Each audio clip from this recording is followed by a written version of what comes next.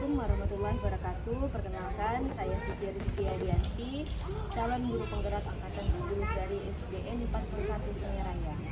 Ya baiklah, di sini saya akan melakukan tugas aksi nyata saya pada modul 2.3, yaitu coaching untuk pra-observasi akademik. Di sini saya bersama rekan sejawat saya, yaitu terima kasih Ibu Cici atas kesempatannya.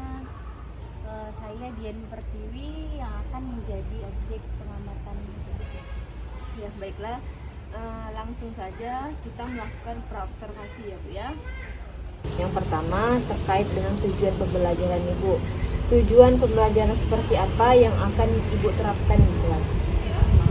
Tujuan pembelajaran saya mengidentifikasi, membedakan dan menghargai keberagaman identitas suku bangsa Indonesia.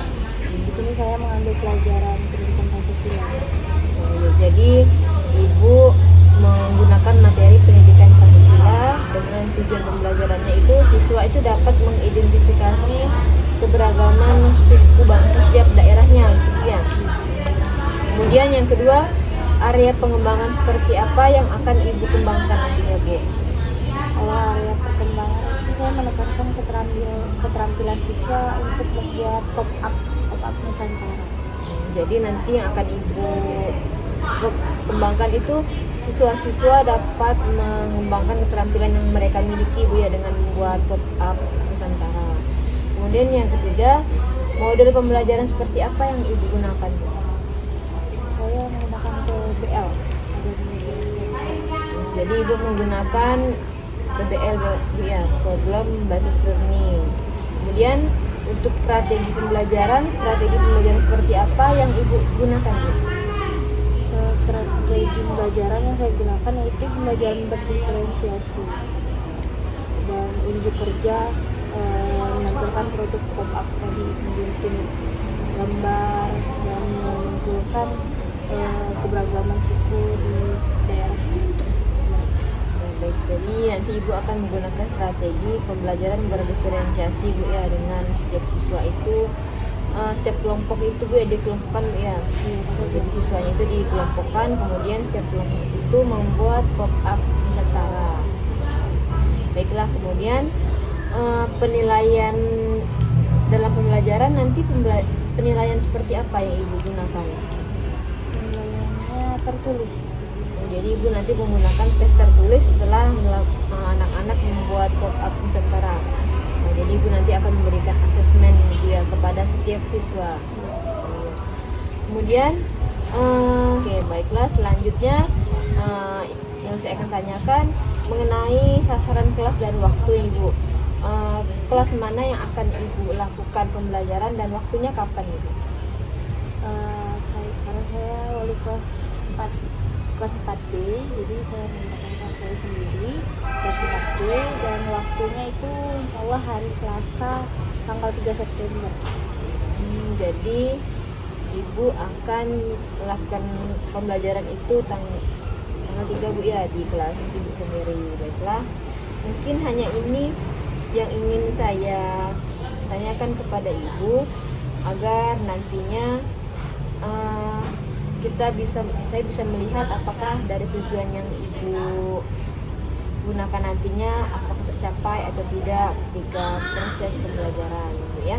Terima kasih Ibu sudah meluangkan waktunya yang boleh saya tanya tadi. Semoga rencana dan tujuan yang Ibu harapkan bisa berjalan lancar gitu ya. Saya akhiri, wassalamualaikum warahmatullahi wabarakatuh.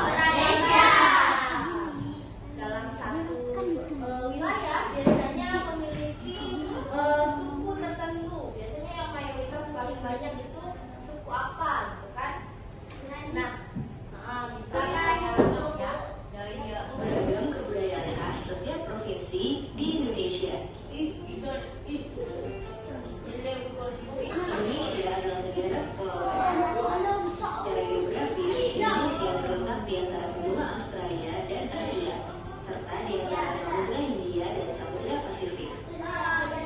Sementara secara astronomis, Indonesia berada di 6 derajat lintang utara sampai 11 derajat lintang selatan dan 96 derajat bujur timur sampai 151 derajat bujur timur.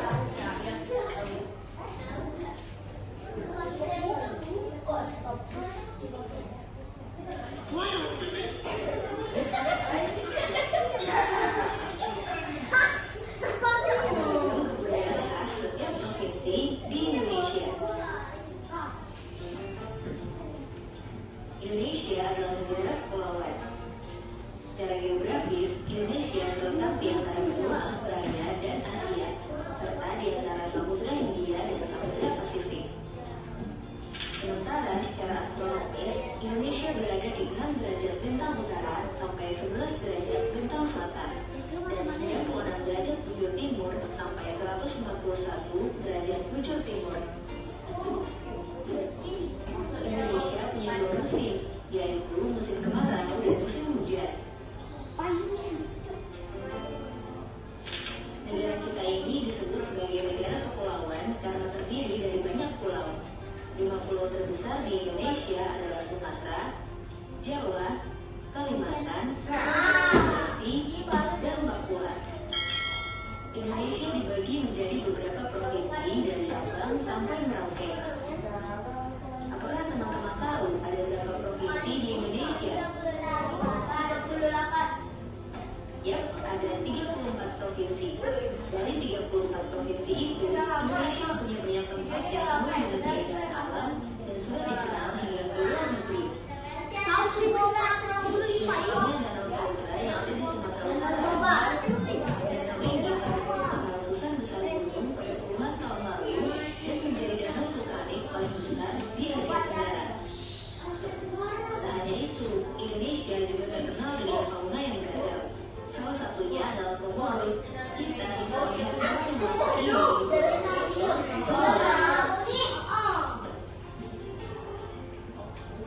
Selain itu, masih banyak lagi keindahan alam dari Indonesia yang juga didukung dengan berbagai kebudayaan khas dari setiap daerah.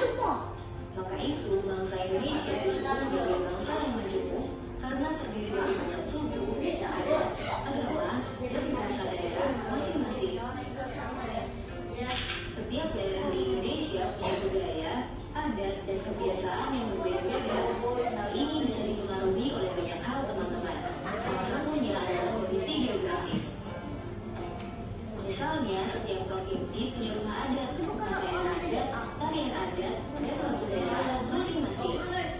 Contohnya Bali yang punya tari kecak, Papua yang punya rumah adat bernama Pakai, dan Jawa punya pakaian adat bernama kebaya. Ada lagi Kalimantan dengan rumah adatnya yang disebut Bentang, Sulawesi yang dikenal dengan sopan Bugisnya, dan lain-lain. Oh iya, selain itu, Indonesia juga dikenal dengan beragam alat musik tradisional yang khas, bahkan sudah sampai diakui oleh UNESCO. Misalnya angklung, yaitu alat musik yang berasal dari Jawa Barat. Angklung sudah mendapatkan pengakuan sebagai bagian dari World Heritage pada bulan Januari 2011 oleh UNESCO. Selain itu, Indonesia juga dikenal dengan beragam bahasa yang berasal dari berbagai daerah, seperti bahasa Minang, bahasa Sunda, bahasa Jawa, dan masih banyak lagi. Walaupun Indonesia punya beragam bahasa, bahasa yang digunakan secara umum adalah bahasa Indonesia yang menjadi bahasa persatuan kita. Semua ini menunjukkan bahwa Indonesia punya banyak sekali perbedaan, tapi kita sebagai masyarakat Indonesia harus bisa menghargai perbedaan itu dan hidup bersama. Provinsi, nanti ibu mau kalian buat ini namanya up kebudayaan Indonesia. Nah nanti dia bisa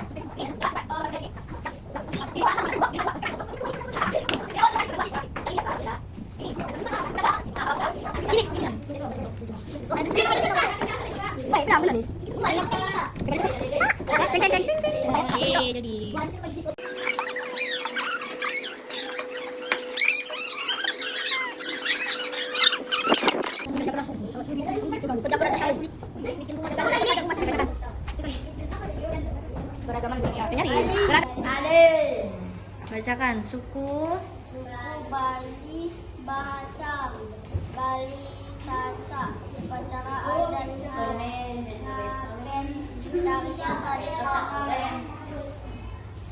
tradisional, pakaian Tari. adat, pakaian adat. Ini kelompok dari Jawa Timur, silakan. Membuat kesimpulan dari pembelajaran kita hari ini. Siapa yang mau?